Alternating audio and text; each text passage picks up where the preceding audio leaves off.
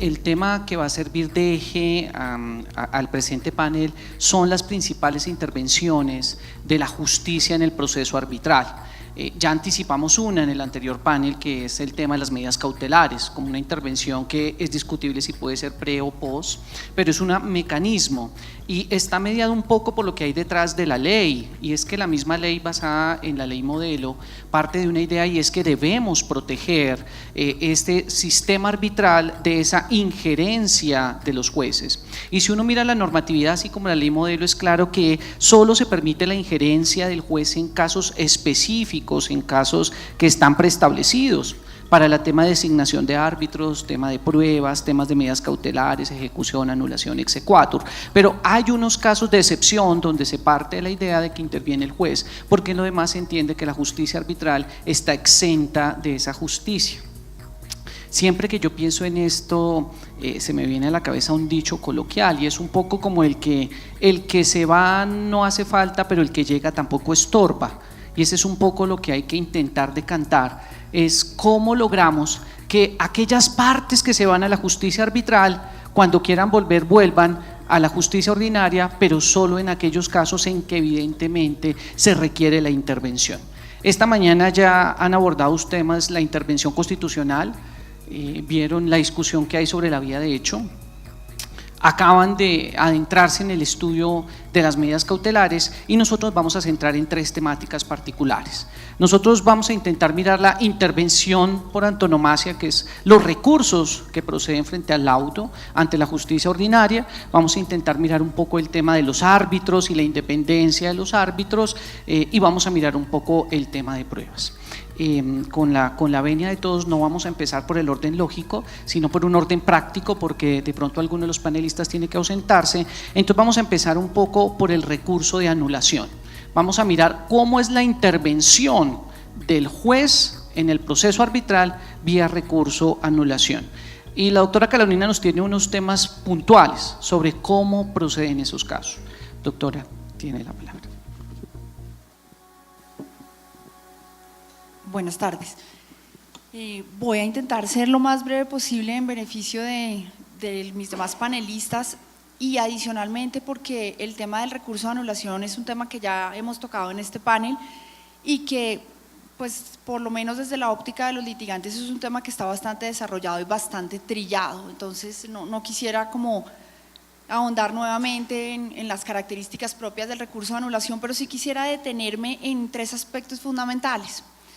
A nosotros siempre nos han dicho que el recurso de anulación es un recurso que sigue el principio dispositivo, que es un recurso que única y exclusivamente busca revisar los temas procedimentales, nunca los de fondo, y adicionalmente pues es un recurso extraordinario. Y cuando yo reviso ese tema, creo que nada de eso es tan del todo cierto. Finalmente nos han dicho que las causales del recurso de anulación son taxativas.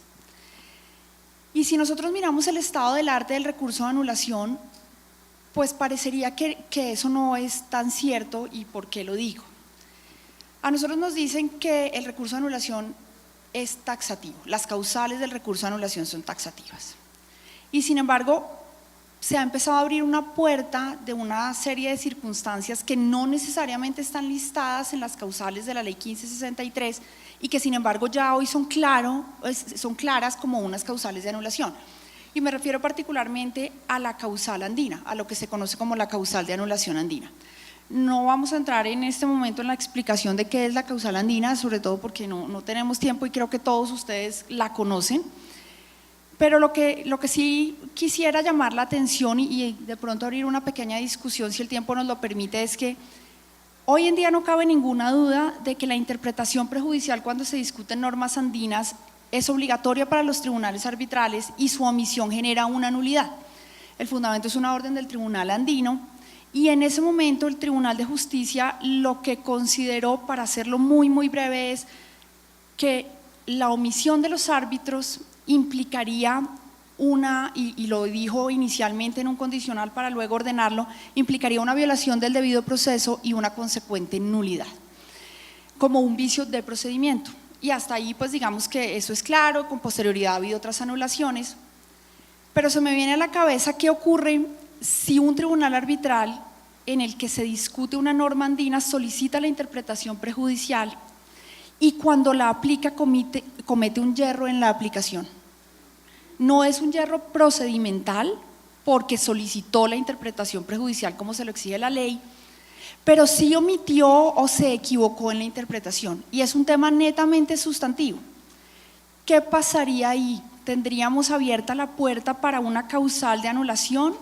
El Tribunal Andino nos diría en sede de anulación que ha debido solicitarse la interpretación y aplicarse de cierta manera y por lo tanto tenemos un problema de anulación por yerros sustantivos. No lo sé y quiero que cuando termine mi intervención, que es en muy breve tiempo, mis panelistas me ayuden a dilucidar qué pasaría con eso. Y entonces, pues ahí me queda la duda de la taxatividad. Y luego nos dicen que el recurso de anulación sigue el principio dispositivo y entonces el juez solo puede pronunciarse sobre aquellos defectos que le presente el recurrente y que además estén consagrados taxativamente. Y resulta que el Tribunal Andino también ya nos dijo que la causal andina tiene que declararla de oficio, entonces tampoco es tan dispositivo. Y empato con la causal de caducidad. ¿Por qué razón? Antes de la ley 1563 la caducidad no existía como una causal de anulación y tal vez el único caso, por lo menos que yo tengo presente, en el que se haya analizado el tema fue una sentencia del Consejo de Estado en el 2010, en el que se anula un laudo, digamos que el Consejo de Estado entendió en ese momento que era una falta de competencia porque la acción se había iniciado con posterioridad a haber caducado la acción. En la ley 1563 la causal segunda de anulación ya incluye la caducidad como una causal de anulación y la incluye junto con la falta de jurisdicción y competencia. Y agrega que en ese punto específico la causal segunda, para poder ser invocada como una causal de anulación, tiene que haberse alegado ante el tribunal mediante recurso de reposición contra el auto mediante el cual el tribunal asume competencia. Creo personalmente que la referencia se refiere simplemente a un error porque empaquetó las dos causales, caducidad y falta de jurisdicción y competencia en una sola. Porque no haría ningún sentido que yo tenga que alegar la caducidad cuando la caducidad es una figura de orden público irrenunciable que debe ser declarada de oficio por el juez. Y no haría ningún sentido que el juez quede limitado en sus facultades a declarar una caducidad sobre pretexto de que nadie se la alegó en el trámite arbitral. Luego creo que esa es otra excepción al principio de taxatividad que nos han dado. Y finalmente, como última causal que quisiera o sobre la que quisiera pronunciarme es la que se refiere a la práctica o a la omisión en el decreto de una práctica de pruebas que iba a incidir en la decisión. Porque entonces tampoco es tan cierto que el recurso de anulación solo se refiera a temas procedimentales, o no podría hacerlo porque desde mi punto de vista como litigante, y en eso le pido la opinión a mis copanelistas, es hasta dónde para determinar el juez de la anulación si la omisión de una prueba iba o no a tener incidencia en la decisión, tiene que entrar a consultar pues qué era la prueba, qué iba a probar, cuál era la discusión y cómo iba a resolver. Luego no creo ni que el recurso de anulación sea con causales taxativas, ni que siga el principio dispositivo. Y en esos términos, pues digamos que yo quisiera abrir de pronto una discusión para no entrar a repetir lo que todos sabemos del recurso de anulación sobre cuáles son los verdaderos poderes que tiene el juez, hasta dónde debe entrar a mirar el fondo o no mirarlo, eso sin hablar pues de la causal de equidad, y ya lo mencionó el doctor Rengifo en el tema, en su panel de si el tema del precedente implica o no implica entrar al fondo, pero hasta dónde el juez puede revisar el fondo, hasta dónde el juez puede y debe incluso declarar causales de oficio como la caducidad y como la interpretación prejudicial que ya se la ha pues ordenado el Tribunal Andino, y hasta dónde un yerro sustantivo como podría ser por ejemplo el de la omisión de la prueba o al que podría conducir la omisión de la prueba o una indebida interpretación prejudicial podría abrir la puerta a una nueva causal de anulación. Muchas gracias. Doctor Villamil, Cuando hablaba la doctora Carolina, se me venía a mí a la cabeza la discusión que hubo respecto a la nulidad originada en la sentencia como causal de revisión. ¿Será que esa discusión es pasible traerla a la anulación y por esa vía entrar a mirar si la argumentación de los árbitros es insuficiente o si no tuvo para eventualmente darle cabida a una revisión al fondo? Buenas tardes, días, yo estoy perdido. Tardes a todos, saludo particularmente a la mesa. Esto creo que es un preparatorio más que un panel, y como todo preparatorio intimida. Voy a dar una brevísima aproximación a raíz del título del encuentro, que felicito a los organizadores desde luego. Es el tema de diálogos. En todos los problemas, como el que acaba de plantear aquí nuestra colega, sobre el precedente del Tribunal Andino de Justicia y su perentoriedad, está el tema del diálogo, y el tema del poder y el tema de las fuentes. El dilema anterior, o mejor, el panel anterior de la Corte Constitucional, donde se criticaba con intervención de un magistrado auxiliar de la Corte Constitucional, donde se criticaba los fallos de tutela, el problema es el mismo. El problema es de fuentes y un tema de poder. ¿Por qué? Porque el que construye los lenguajes para los diálogos y el que delimita los conceptos y las palabras hace un ejercicio de poder. Esto es un poco Foucaultiano, pero tengo la percepción y la convicción absoluta de que es así. El que decreta y promulga los lenguajes ejerce el poder. Y entonces, si la Corte Constitucional prodiga o promulga mejor el lenguaje de vía de hecho, el lenguaje de efecto fáctico, orgánico, sustantivo, y lo expande y lo recoge a su antojo, está ejerciendo de manera fundamental el poder de fijar las fuentes del derecho. Es lo universal de esta discusión y no quiero extenderme, porque esa fijación del alcance de palabras como efecto fáctico, orgánico, sustantivo, relevancia constitucional, son expresiones porosas, ambiguas, que ad hoc cada tribunal y cada juez, mediante argumentación, delimita y dice: esta es la verdadera relevancia constitucional. Y al hacer esa delimitación, deja cosas fuera, cosas adentro, a su antojo. ¿Qué pasa con el Tribunal Andino de Justicia? Es lo mismo, es un tema de fuentes. Mi opinión muy modesta y sin ser experto es que si el Tribunal Andino de Justicia, si es necesario como insumo la opinión del Tribunal Andino de Justicia y el tribunal la provee con suficiente claridad, está modificando las fuentes con las cuales ese tribunal de arbitramiento debe resolver y se convierte en algo perentorio para el tribunal de arbitramiento. ¿Cuál sería la solución desde el punto de vista procesal? Si revisión, anulación, probablemente se aproximaría mucho a la anulación, porque ese tribunal, y esto es una herejía, porque ese tribunal está eliminando el fallo, esto es una herejía, no me vayan a sacrificar, el fallo en derecho, porque está suprimiendo la fuente forzosa que es el Tribunal Andino de Justicia para imponer su propia interpretación, después de haberle pedido al Tribunal Andino de Justicia que le interpretara la norma.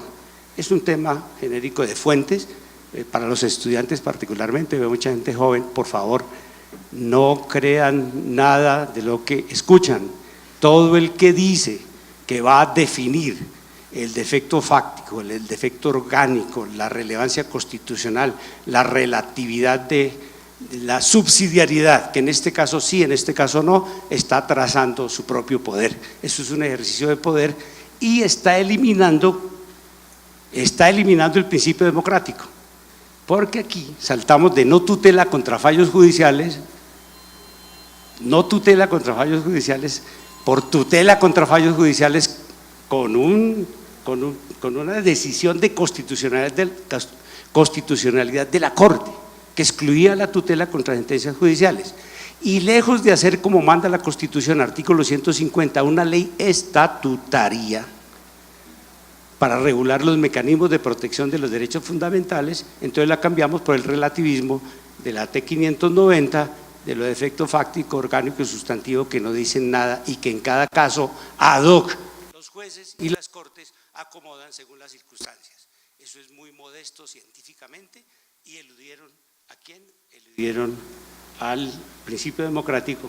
Esta discusión sobre qué es defecto fáctico es propia de una ley estatutaria que delimite los instrumentos de diálogo, los instrumentos del lenguaje para poder que las cortes dialoguen en un mismo idioma. Esto es una torre de Babel en el cual la subjetividad prima, pero no quería extenderme, responder solamente uno de los retos del Tribunal Andino de Justicia, desde luego con mucho temor a equivocar. Doctor Solarte, si el tema es un tema del principio democrático, ¿cómo hace un árbitro para saber si es independiente o imparcial? Porque no es una calificación subjetiva la que debe hacerse en ciertos casos.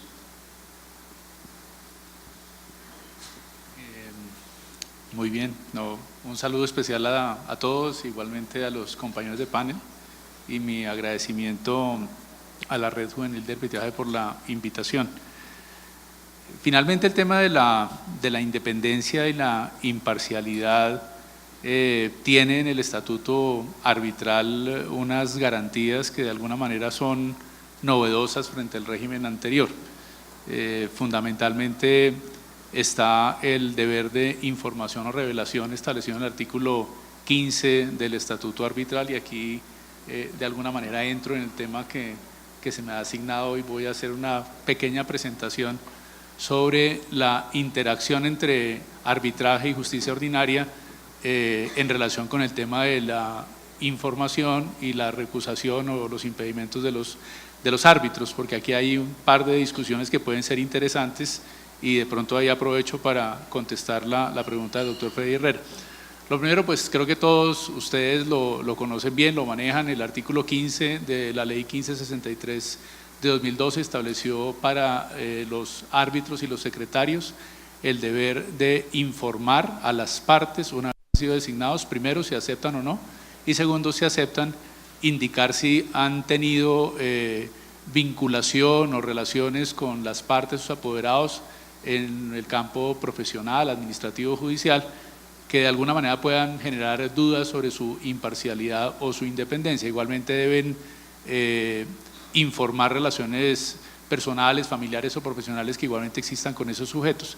De esta manera, la ley 1563 pues plantea un instrumento con el propósito de garantizar imparcialidad e independencia. Esos son pues principios tradicionales y cardinales de la actividad judicial, en la medida en que el juez debe ser independiente en el sentido de que su criterio no esté sujeto a influencias externas y debe ser imparcial en relación con el objeto de su conocimiento, con el propósito de proferir una decisión en justicia. Esta figura, digamos, es novedosa. Anteriormente, por ejemplo, los reglamentos de los centros de arbitraje contenían el deber de revelación y algunas consecuencias prácticas, pero la ley 1563 le dio mucha fuerza y particularmente a partir de lo que ocurre después de que se hace el deber de revelación o se dan las informaciones, se plantea una interacción con la rama judicial que vamos a tratar de explicar y ver qué puntos pueden ser difíciles. Una vez el árbitro o el secretario informa lo que corresponda, las partes tienen, como ustedes bien lo saben, 5 días para efectos de manifestar si esas informaciones o revelaciones le generan dudas justificadas acerca de si se mantiene o no la imparcialidad o independencia del árbitro, y pedir su remoción. En ese caso, el árbitro o el secretario puede aceptar y se retira, o puede mantenerse, caso en el cual deciden esa controversia los restantes integrantes del panel. Pues bien, puede ocurrir primero o que las dudas sobre imparcialidad o independencia cobijen a todo el panel arbitral o a su mayoría. Puede ocurrir, por ejemplo, que estemos en presencia de un árbitro único, o puede ocurrir, que no es un ejemplo claramente contemplado en la norma cuando se hace la designación de los árbitros, que en esa resolución que hacen los otros 2 miembros del panel, ellos no se pongan de acuerdo y cada uno tome una posición. Pues en esos casos la ley señala que debe acudirse al juez civil del circuito para efectos de que ese juez analice si realmente las dudas eran justificadas respecto de la independencia e imparcialidad del árbitro o del secretario y tomar una decisión. Si lo niega, el árbitro se mantiene. Si considera que eran dudas justificadas, pues deberá seguirse el procedimiento para proveer su reemplazo. De igual manera, la norma, la ley 1563 establece en el último inciso que ese mismo procedimiento semejante deberá darse si en el curso del trámite arbitral surgen dudas sobre la independencia e imparcialidad del árbitro. De la misma manera, él lo manifiesta, las partes se pronuncian, si lo acepta se retira, si no lo acepta los otros deciden, pero si ellos no pueden decidir por cualquier circunstancia, repito, porque es árbitro único, porque en todos concurre la causal, o son la mayoría, o hay empate entre los dos que deciden, debe ir al juez civil del circuito para que lo decida. Y aquí vienen de alguna manera algunas reflexiones sobre cuál es esa intervención del juez del circuito. Una primera que parecería, digamos, procesal, es una vez llega al juez civil del circuito, la pregunta es qué debe tramitarse en esa sede. Uno en principio pensaría que los asuntos asignados a los jueces civiles que deban resolverse según su sano criterio, según su leal saber y entender, digamos con criterios de equidad, etcétera, pues se tramitarían a través de un procedimiento verbal y sería posiblemente un procedimiento verbal de única instancia atribuido a un juez civil municipal. Sin embargo, no tiene mucho sentido pensar que esto sea un proceso en sentido estricto, porque esto nos llevaría a pensar que haya una demanda, una contestación, una audiencia, una sentencia, etcétera, y no es la idea. Y para esos efectos es importante alguna jurisprudencia expedida por la Sala Civil de la Corte, por la Corte Constitucional y algunos tribunales superiores, en el sentido de distinguir lo que es un trámite de lo que es un proceso. Y realmente lo que debe hacer el juez civil al decidir si hay motivos justificados para que se entienda afectada la imparcialidad e independencia del árbitro es un simple trámite, es decir, esto no va acompañado de una demanda, ni de unos alegatos, ni de la exposición de unas pruebas, etcétera. La ley, lo que pasa es que la ley no nos dice ni nos da herramientas de qué debe hacer el juez civil del circuito. En algunos casos, por ejemplo en las recusaciones, la ley dice el juez decidirá de plano, y esa ya es una línea, digamos, que es clara para seguir, pero aquí en materia de deber de información no hay mayores elementos de juicio, pero entenderíamos primero que no es un procedimiento, que no habría que aplicar las reglas del proceso verbal sumario y que es un simple trámite, que una vez llegue al juez civil del circuito, el juez deberá adoptar una decisión que obviamente no tendrá recursos. A este respecto es interesante ver el contenido de la sentencia C-538 del año 2016.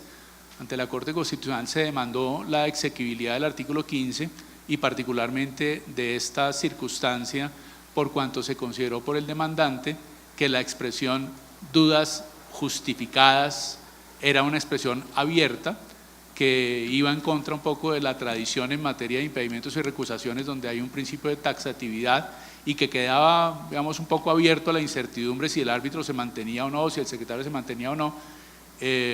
Y la Corte Constitucional, al analizar ese asunto en la sentencia, repito, 538 de 2016, señaló que si bien la expresión motivos justificados o dudas justificadas sobre la imparcialidad e independencia es una expresión abierta, es una cláusula abierta, eso no contraría el principio de legalidad y le corresponde a quien deba decidir, en este caso que estamos analizando el juez de circuito, determinar, digamos, hay una exigencia argumentativa más alta para determinar si hay o no motivos justificados.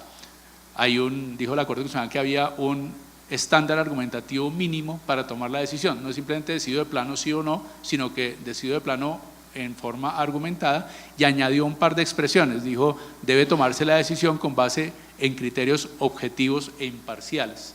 Entonces, el juez civil del circuito recibe este encargo, lo hace a través de un trámite que no configura un proceso y toma una decisión que corresponda a su criterio en términos de objetividad e imparcialidad, argumentando en forma mínima cómo llena él de contenido esa expresión motivos o dudas justificadas. Y aquí pues acojo la reflexión que hacía el doctor Edgardo sobre pues el que llena de contenido una cláusula abierta está de alguna manera ejerciendo un poder porque lo llena con base en su criterio, que de alguna manera pues es el personal, pero deberá estar igualmente influido pues por las fuentes que correspondan ya desde el punto de vista formal.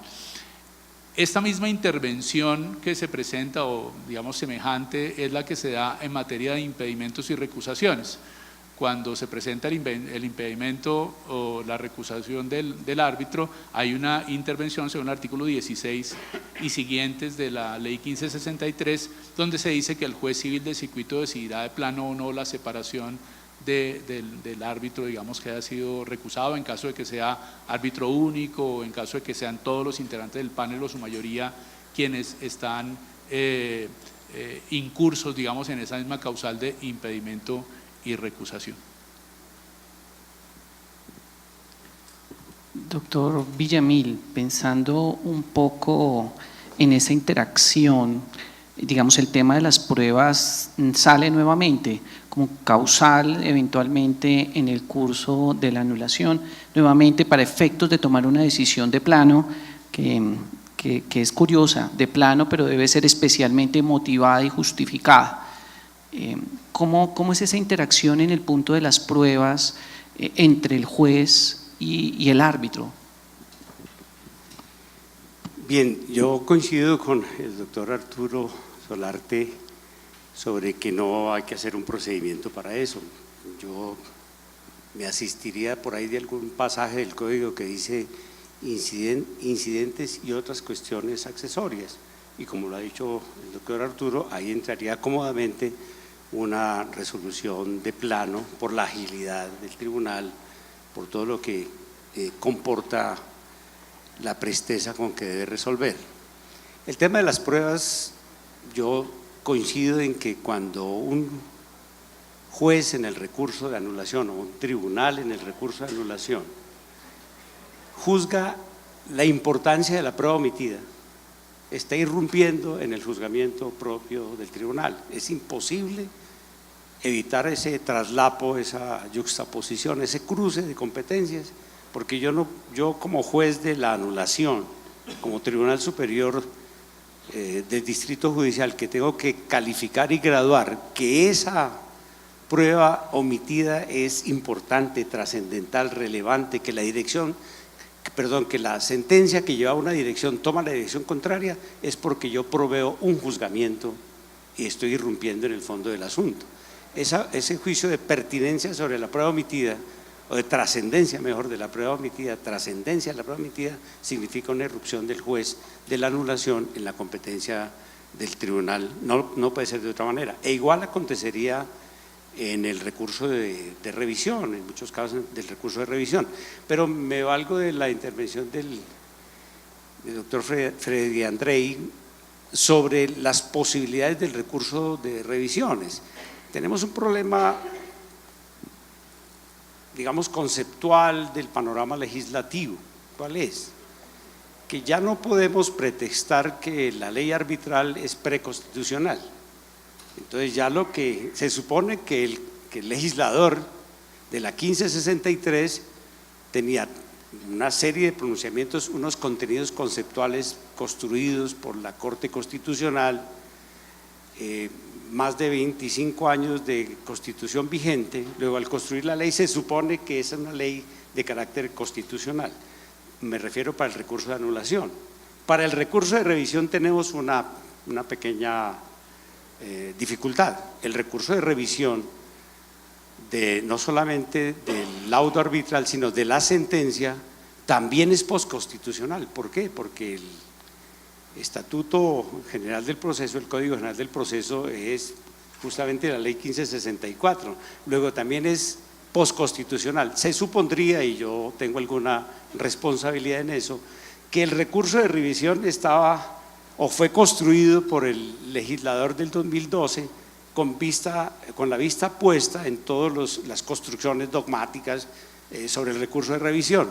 Pero si ustedes miran, el recurso de revisión es el mismo del año 70.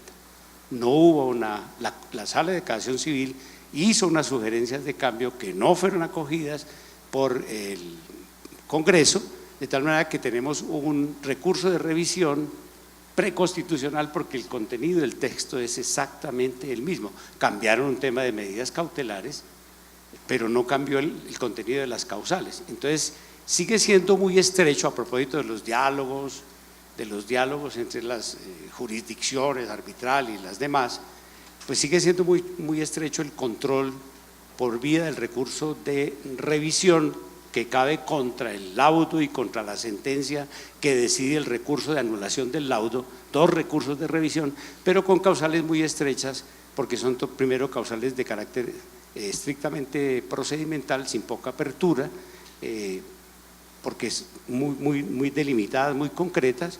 La única posibilidad el oasis de toda esa estrechez y esa aridez sería la nulidad originada en la sentencia, y tomando categorías de una argumentación deficiente, ausencia de argumentación, contradicciones evidentes en el laudo o en la sentencia que decide el recurso de anulación del laudo, errores lógicos que hemos tenido ocasión de verlos, donde un tribunal dice blanco pero negro y tribunal de arbitramiento y sigue adelante, blanco pero negro y sigue adelante. Eso cabría en el recurso de revisión, nulidad originada en la sentencia, porque es una sentencia lógicamente intolerable. Nos toca en el esfuerzo académico ensanchar la causal de revisión, nulidad originada en la sentencia por defectos graves, intolerables de motivación. Perdón, con la venia de nuestro moderador, yo quisiera hacerle una pregunta al doctor Villamil en ese sentido, porque con la explicación que usted acaba de dar me surge una duda, y es si ese no sería justamente el supuesto de una caducidad, volviendo al mismo tema, y es una sentencia insostenible porque ha sido emitida una vez caducada la acción. ¿Eso no abriría la puerta para un recurso de revisión por esa vía, y cómo se armonizaría con la causal de la anulación? Sí, con la causal de anulación no se me ocurre en este momento cómo podría ser, pero por supuesto que aparece la caducidad ahora como una novedad, y la caducidad significa la extinción de la jurisdicción. O sea, no tiene jurisdicción ni la estatal ni la jurisdicción no orgánica, que es la arbitral. Sencillamente está extinguida la jurisdicción por mandato de la ley, y con todo lo que usted explicó sobre el carácter oficioso de la caducidad, es insostenible una sentencia sobrevenida a pesar de la causal de caducidad. Creo que un laudo, una sentencia que no reconozca esto sería anulable por el recurso de anulación, y la sentencia que niegue eso sería revisable, porque es un defecto intolerable de motivación, una sentencia que niega la existencia de una caducidad. Obviamente que la caducidad tenga una nitidez tal que sea contundente, irrebatible su presencia, que debió impedir a un juez decidir por la presencia de la caducidad, y a pesar de eso reclama competencia, preserva una jurisdicción espuria, decide el fondo del asunto. Alguien tiene que corregir, porque todo poder que no, el correlato de todo esto es poder y control. O sea, esto es una ecuación básica, elemental y sencilla de la democracia: poder y control.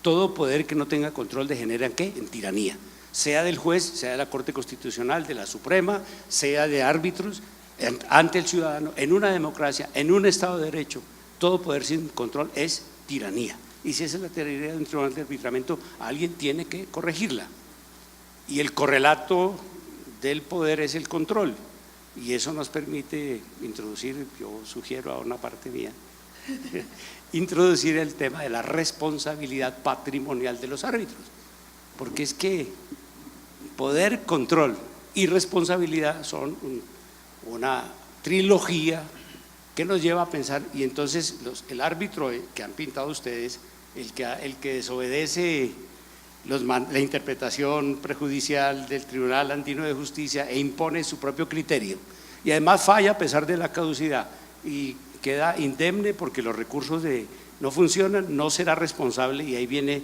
otro espacio de diálogo de la jurisdicción, que es juzgar la responsabilidad patrimonial del árbitro, o es responsabilidad patrimonial del Estado. En mi opinión, y no tengo tiempo de desarrollarla, es responsabilidad patrimonial individual del árbitro, que es demandado por la víctima del error grave judicial. No es artículo 90 de la Constitución, sino responsabilidad civil extracontractual por error y deberá indemnizar. En estos escenarios, creo yo, es de la mayor importancia para sembrar de gravedad la responsabilidad de nosotros los árbitros, yo soy árbitro, pensar que estas decisiones tienen control. No los controles probablemente de la anulación y la revisión, sino el control que después hará la jurisdicción cuando demanden a los árbitros por error ¿qué? Judicial. No, que demanden al Estado, creo yo que no es el Estado, sino es responsabilidad patrimonial individual del árbitro por error. Y para seguir un poco, y también ya para terminar, como venimos, quisiera preguntarle al doctor Solarte, cuando un juez toma una decisión en punto a la designación de un árbitro o en punto a una causal de recusación o en punto a cualquier circunstancia que pueda afectar su independencia, ¿qué control habría frente a dicha decisión? Y más concreto, ¿es susceptible a algún recurso? Pero también, y jugando a que es un trámite y no un procedimiento, quiere decir que no hay un término máximo para fallar. Y si el juez demora 3 años resolviendo esto, el tribunal 3 años que no puede laborar, que no puede actuar, porque si fuera un proceso tendría un término máximo para fallar, so pena por lo menos de una eventual investigación o por lo menos un cambio de juzgador. ¿Qué opina de eso, doctor Solarte? Gracias, doctor Freddy. En principio son decisiones que no tienen planteado un término específico, tal vez la de la recusación tiene un plazo en la ley, si no recuerdo mal hay que plantearlo en 5 días, etcétera, pero primero la decisión, los jueces pueden tomar distintas decisiones en materia de nombramientos y en materia de separación de los árbitros. Cuando un juez hace una designación de unos árbitros porque la cláusula así lo establecía o porque no hubo designación por las partes o por el centro, pues esa es una decisión que no tiene discusión. Hay algunos criterios que se han planteado sobre cómo debe proceder el juez. Por ejemplo, ¿qué pasa si las partes solicitaron o pactaron en la cláusula compromisoria que el árbitro tuviera unas determinadas calidades y el juez en su designación no las observa?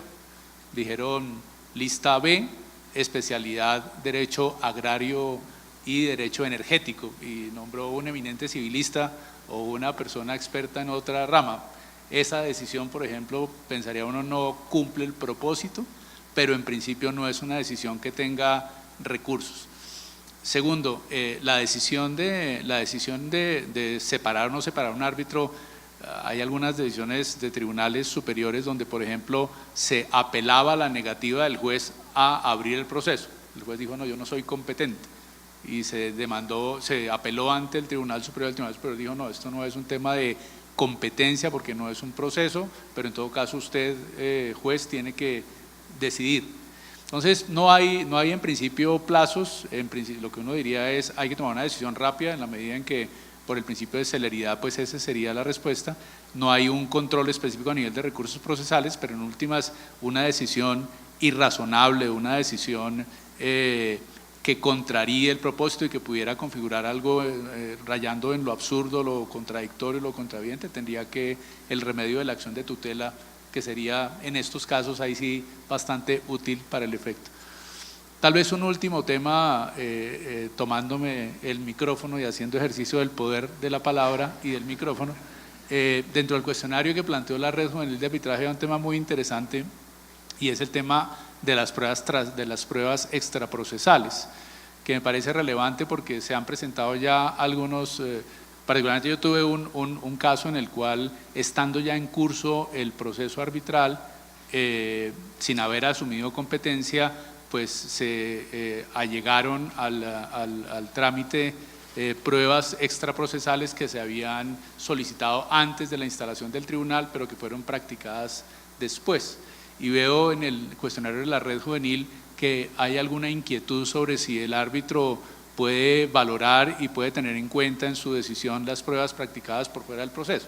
En ese sentido, tal vez las líneas fundamentales que yo daría, pero también interesantísimo oír a los colegas, pues primero hay un principio de inmediación que en el Código general del proceso, artículo 171, pues es bastante más preciso que el anterior y casi que prohíbe al juez delegar la práctica de pruebas, por ejemplo, que se deban practicar en su sede, si puede hacerlo por videoconferencia, si puede hacerlo de otra manera, lo hará él directamente. Digamos, se trata de preservar la inmediación en materia de producción de pruebas. Pero el artículo 174 permite al juez, por ejemplo, valorar y tener en cuenta en su decisión pruebas trasladadas o pruebas extraprocesales.